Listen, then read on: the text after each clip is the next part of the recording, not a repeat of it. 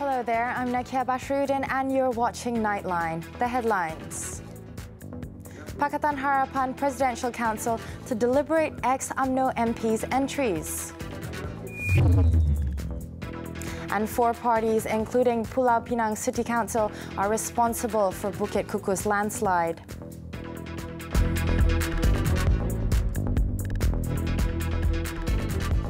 We begin with our headlining story. The Pakatan Harapan Presidential Council will be deliberating on the recent crossover of former UMNO leaders into Parti Pribumi Bersatu Malaysia. DAP Secretary General Lim Guan Eng said he had raised the matter to Pakatan Chairman Tun Dr. Mahathir Mohamad, and the latter has agreed to have such a meeting.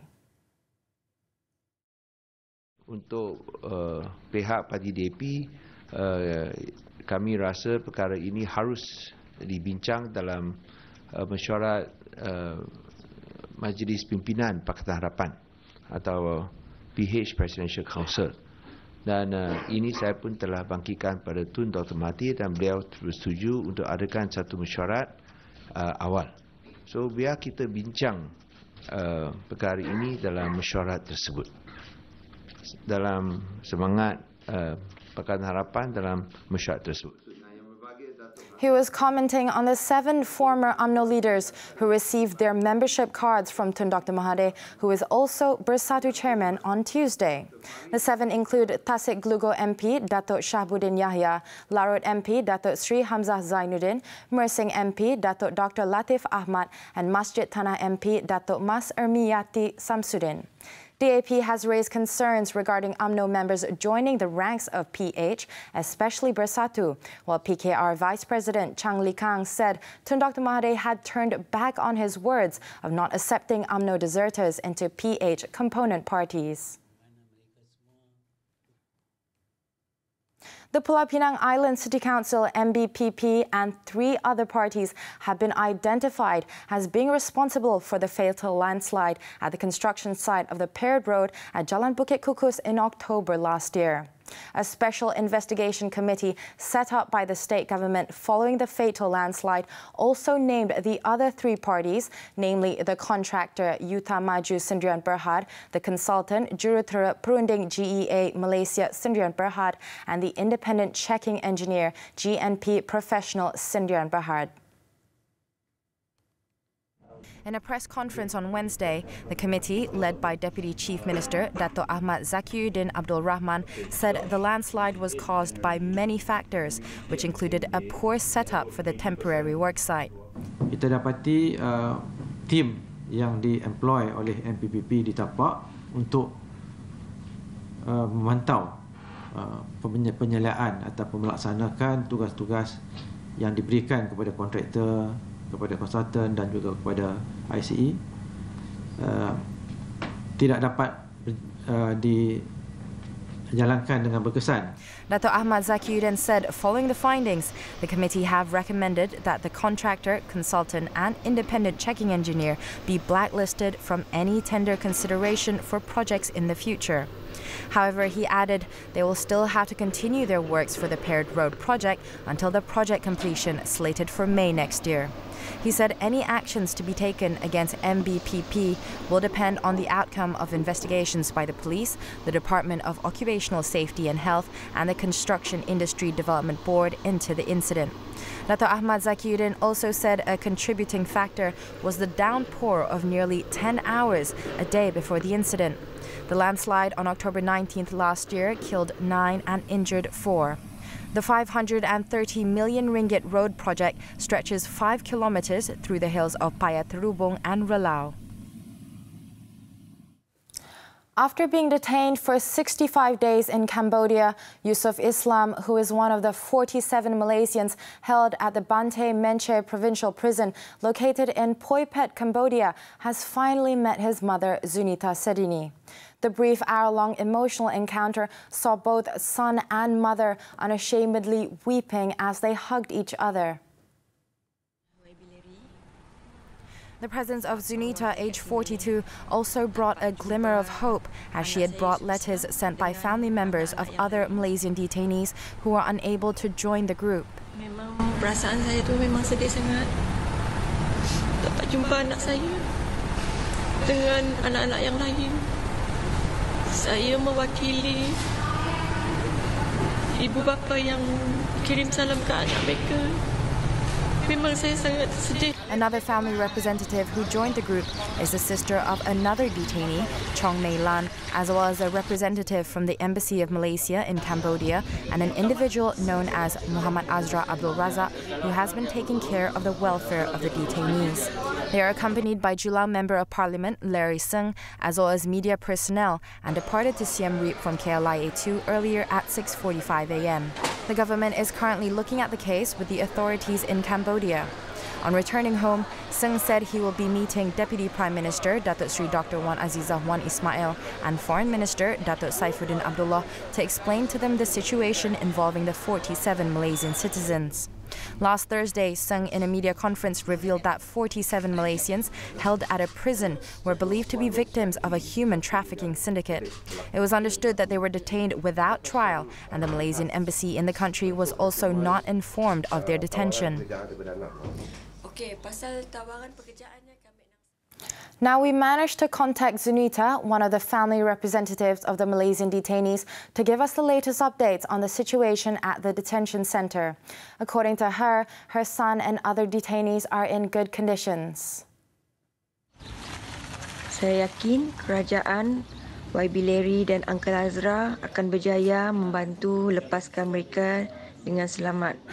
Saya harap anak-anak dapat balik dengan segera. Mungkin esok hari saya balik.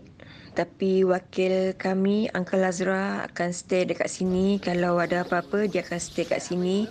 Saya doa yang baik-baik. InsyaAllah, anak-anak kami akan lepas.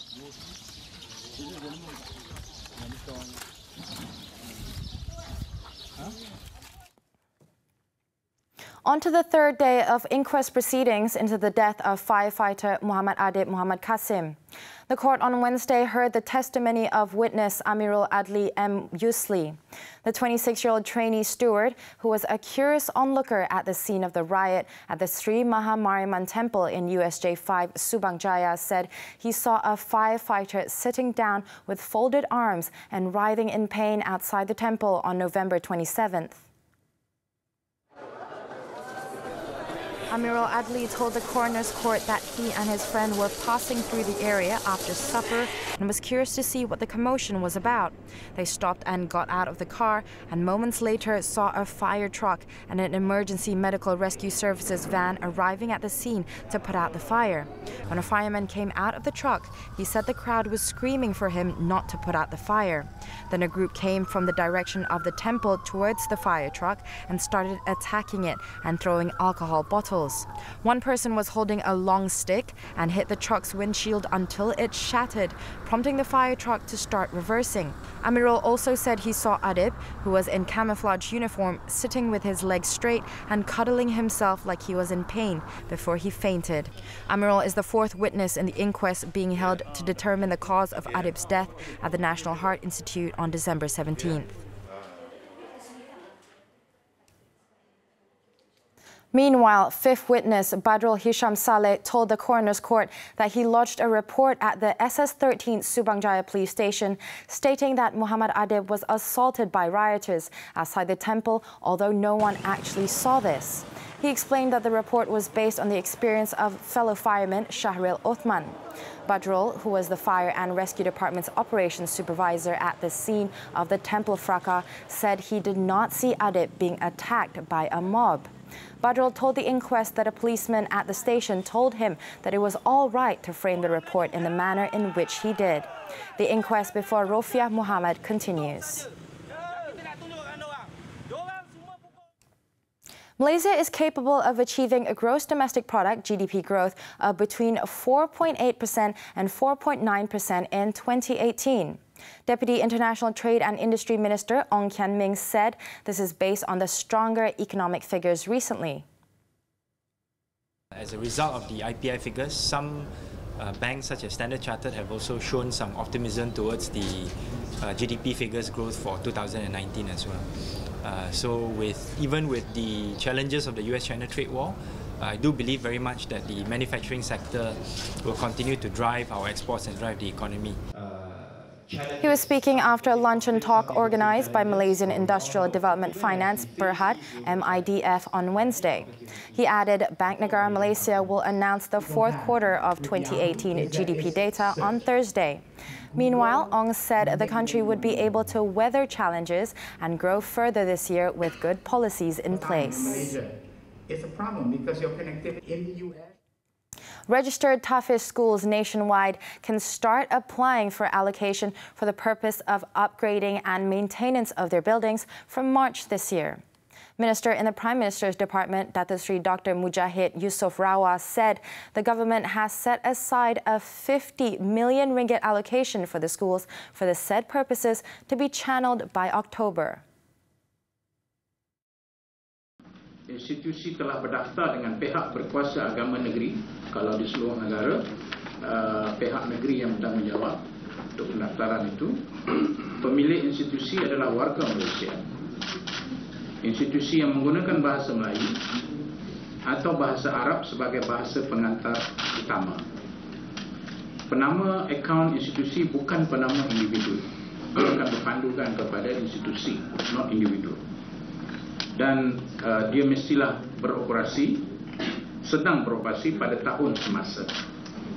Maklumat institusi telah direkod dalam sistem maklumat pendidikan Islam kelolaan JAKIM. He said this to reporters after the check presentation ceremony for registered Tahfiz schools at the Ministry of Finance in Putrajaya on Wednesday. The allocation was announced during the tabling of the 2019 budget.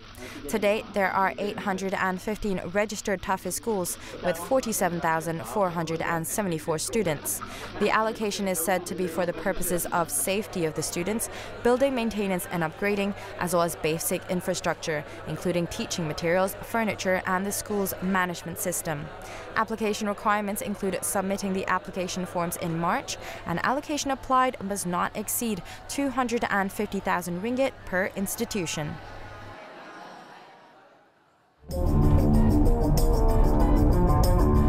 Catch the auto segment every Friday on Nightline! Woo!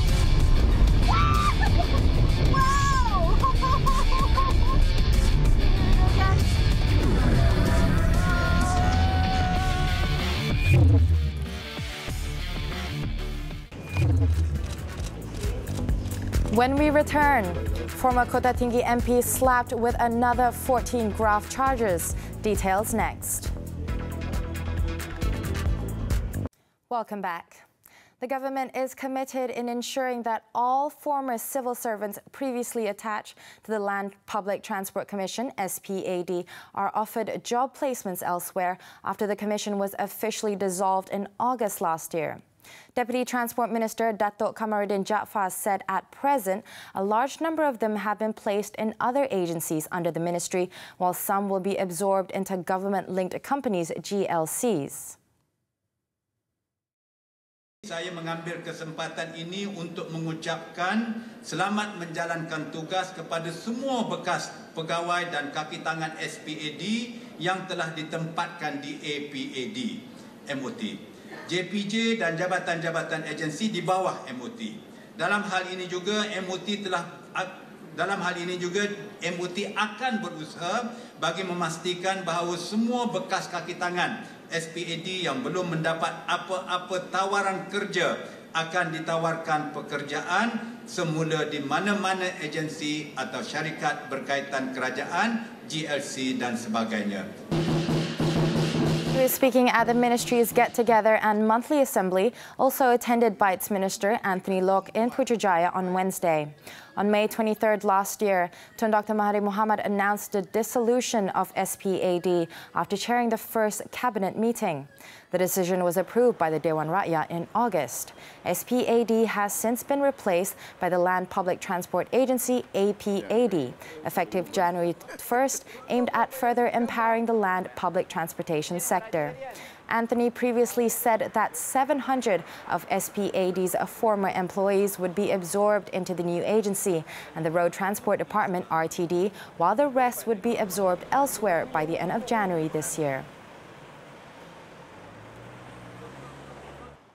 Former Felda Director Datuk Nur Ehsanuddin Muhammad Harun Narishid was charged at the Kuala Lumpur Sessions Court with 14 graft charges involving the payments for his car instalment totaling over 23,000 ringgit.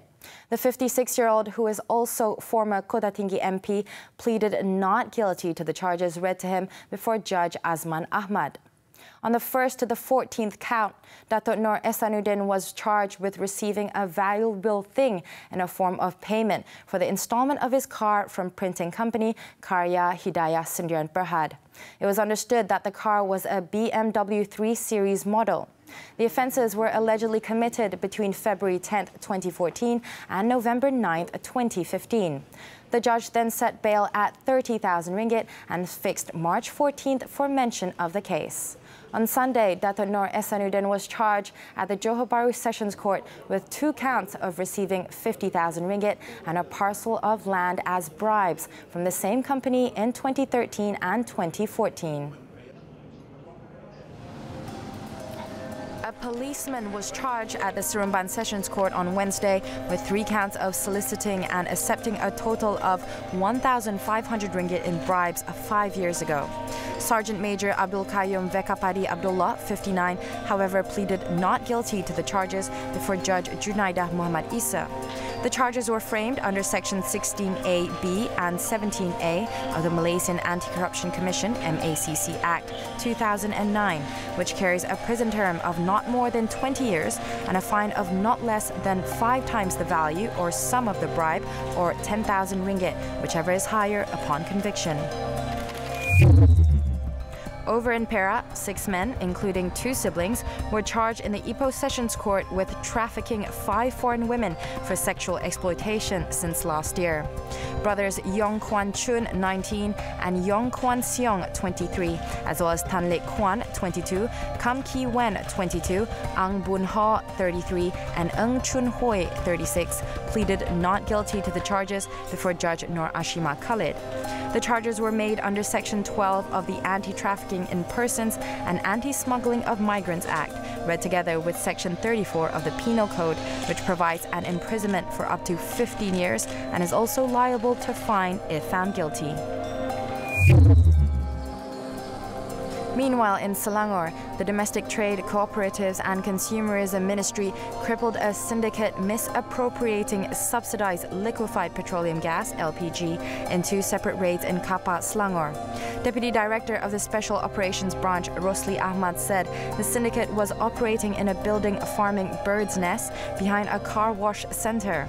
Investigations found that the syndicate pocketed millions of ringgit in revenue by misappropriating subsidies from the government. The Health Ministry has never approved any herbal medicine which claimed to be able to cure and prevent dengue, Zika and chikungunya. Health Director General Datuk Dr. Nur Hisham Abdullah said the ministry has received complaints on the herbal medicine, which is advertised on social media sites. In a statement, he said advertising of all medicinal products registered under Drug Control Authority must be approved by the Medicine Advertisement Board. Offenders are liable to a fine not more than 3,000 ringgit or jail term up to 1 year or both. The ministry also reminded the people to not easily be deceived by suspicious advertisements on any products. Dr. Nur Hisham said any information on suspicious products can be directed to the National Pharmaceutical Regulatory Agency.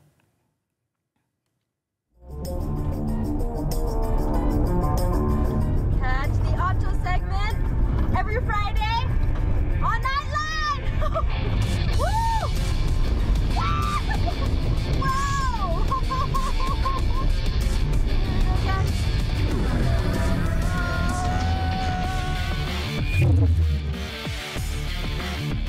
We're back with the foreign news. In Nigeria, at least 15 people have been killed in a stampede at a campaign rally for Nigerian President Muhammad Buhari ahead of the election on Saturday. The incident happened at a stadium in the southern city of Port Harcourt when the crowd surged towards a gate after Buhari's speech at 3 p.m. local time. Most of the victims are reported to have fallen and been trampled as the crowd tried to force its way through a partially locked gate to follow Mr. Buhari as he left the arena. According to authorities, 3 of the deceased were men and the others were women. 12 people were also admitted for treatment, but 3 have since been discharged. Veteran Philippine journalist Maria Ressa has been arrested at her office in connection with a cyber libel case against her news site Rappler. According to Rappler, officers from the National Bureau of Investigation, NDI, came to their office on Wednesday to serve the warrant of arrest. NBI agents, however, did not handcuff her. Her arrest was streamed on social media by Rappler. The news site also said the charges were over an article in 2012 about a businessman's alleged ties to a then judge in the nation's top court. Ressa, who was among those named Time magazine's Person of the Year in 2018, has repeatedly clashed with Philippines President Rodrigo Duterte. If found guilty, Ressa could face a total of 12 years behind bars. We've reached the end of Nightline this time around. Before we leave, let's take a look at a mountain athlete who completed a series of never-jumped base exits from a number of iconic Scottish mountain locations. I'm Nakia Bashir. Thanks for your company, and till we meet again.